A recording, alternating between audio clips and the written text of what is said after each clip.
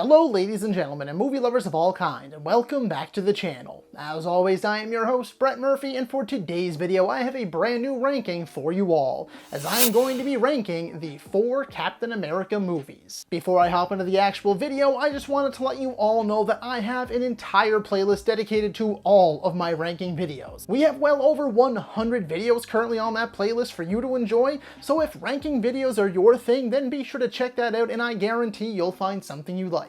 And if by some chance you don't, then feel free to suggest something you might like. And so without further ado, let's hop right into things. Number 4, Captain America: Brave New World.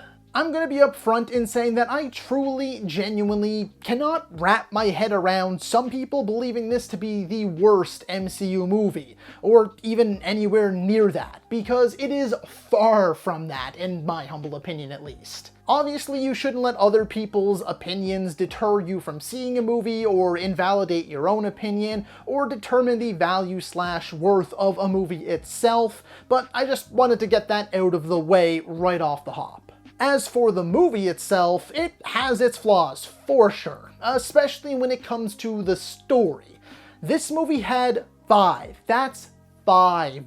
writers, and it shows. Way too many cooks in the kitchen, way too many ideas, way too many plot threads, and it is very obvious that this movie was rewritten a few times, making it somewhat of a Frankenstein's monster. I guess they just couldn't decide what to focus on or what they should be setting up for next, and so we end up with this uneven blend of ideas and concepts where none of which are all that satisfying or well fleshed out. Beyond that though, I do genuinely think there's a lot of fun to be had here.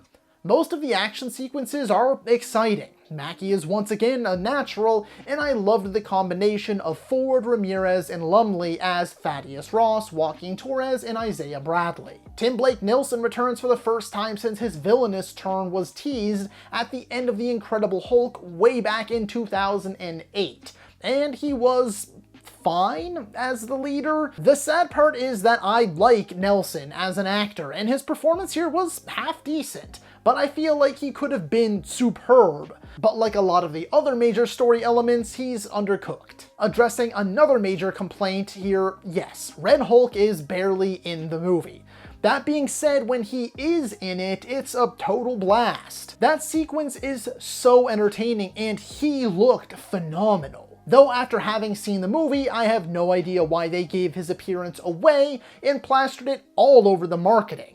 The movie itself tries to make it seem like this big mystery, but we all went in already knowing it. Also, yeah, to address another common complaint, which seems like what this entry is, this is like 70% an Incredible Hulk sequel and 30% a Falcon and the Winter Soldier sequel. Okay, maybe 10% Falcon and Winter Soldier and 20% sequel to Eternals. I mean, I guess it's kind of a Captain America movie overall, but it does feel like Sam goes through almost the exact same arc that he did in Falcon and the Winter Soldier. Really, in the end, if I was to one-liner it, as in boil my thoughts down to a single sentence, I would say weak, half-baked story with some enjoyable big screen action and solid performances. In third place, I'm going with Captain America: The First Avenger. Truth be told, I have a major soft spot for this movie, as I am a big war film buff, and I feel like this movie perfectly blended the hokey comic book style with traditional war movie tropes in the best way possible. I'm also willing to bet I have this movie higher in my overall MCU ranking than most people do, as it currently sits in my number 15 spot. Chris Evans proved to everyone immediately why he was the perfect choice to don the shield. Hugo Weaving kills it as Red Skull, and I wish we got to see him return, but Ross Marquand has done a great job too. Truth be told, I liked most, if not all, of the cast here. Haley Atwell is remarkable, Dominic Cooper as a young Howard Stark is great, Tommy Lee Jones is awesome, Stanley Tucci is excellent, and I adored each of the Howling Commandos. The goofy, campy, and over-the-top tone really worked for me. I would go as far as saying it is arguably the most comic book-y of the MCU movies. It understands the source material, it understands the character of Steve Rogers, and brought it all to life seamlessly. One of the biggest positives is that, at least in my opinion, it does a genuinely terrific job at emphasizing who Steve is for the audience, and that was probably the most important piece of this first movie. At the end of the day, this is one of my most revisited MCU movies because of just how easy it is to watch, and how much I personally love it. It kills me to have it in third, but the competition is just so tough here. And in second place is Captain America: The Winter Soldier.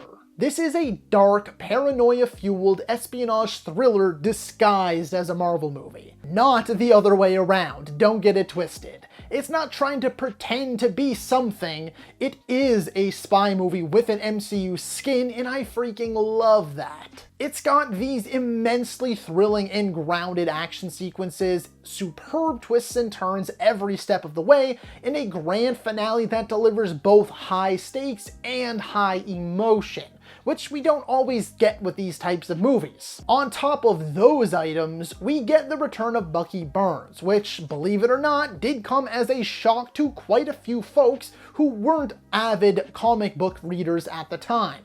We got to meet Sam Wilson, aka Falcon, and now Captain America himself, and I believe this is probably Scarlett Johansson's best work in the MCU. Samuel L. Jackson is terrific also, and Robert Redford absolutely shines. This movie really does have it all, and it's no wonder why so many people have this as their favorite Captain America movie, or even their favorite MCU movie. And in first place, the last one standing, so duh, is Captain America: Civil War. Despite my undying love and passionate spiel on The Winter Soldier, the third entry into this sub-series takes the cake as my favorite, which shouldn't come as a surprise to anyone who has been following my channel for any period of time, as this currently sits as my number 2 on the overall ranking of the MCU, and was only dethroned by Endgame, which is one of my all-time favorite movies. Okay, yes, it is kind of, sort of, Avengers 2.5.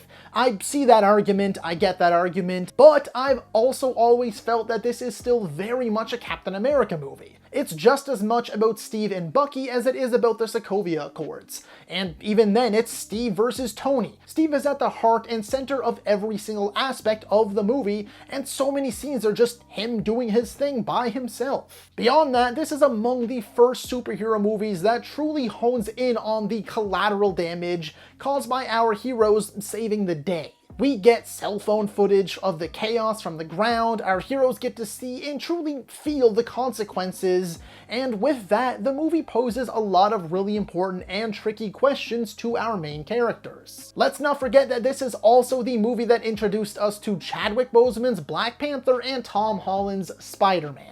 Then you have the other obvious highlights like the airport battle, which I have always immensely enjoyed, the revelation that it was Bucky who killed Tony's parents, and Baron Zemo becoming the first villain to truly break the Avengers, as he tore them apart from within. There are so many brilliant, big bombastic moments, and so many smaller, more intimate moments, heartfelt moments, gut-wrenching moments, and jokes sprinkled throughout that help to break it all up, while keeping things light and fun. To me, this is what the MCU is all about. This type of storytelling, action, and character work is how they built their empire, and here we are now, almost a decade later. I mean, after this movie, like, the MCU's been going for that long. And to me, this still holds up as one of my favorite MCU movies, and the best Captain America movie. So that is all for today's video, folks. Be sure to let me know down in the comments below if you agree or disagree with my ranking. While you're at it, don't forget to let me know how you would rank the Captain America movies. And what did you think of Captain America: Brave New World? Was it a return to form for the MCU, a total misfire, the worst MCU movie yet, or not as bad as some people are saying? Comment below and let me know. As a reminder, this is the revamped BAM2 Movies, and it is your one-stop for everything movies. be it rankings like this one, video essays, top 10s versus videos, tier list videos, I have it all and so much more, along with your daily nerdy news wrap-ups, where I catch you up on all of the latest news in gaming, TV, and of course, movies. So be sure to like, comment, subscribe, and ring that little bell icon so you don't miss a thing. As always, folks, I thank you all so very much for watching. Stay happy, healthy, and safe out there. From myself and the rest of the BAMTube team, thanks for joining us. We'll see you next time, and that's a wrap.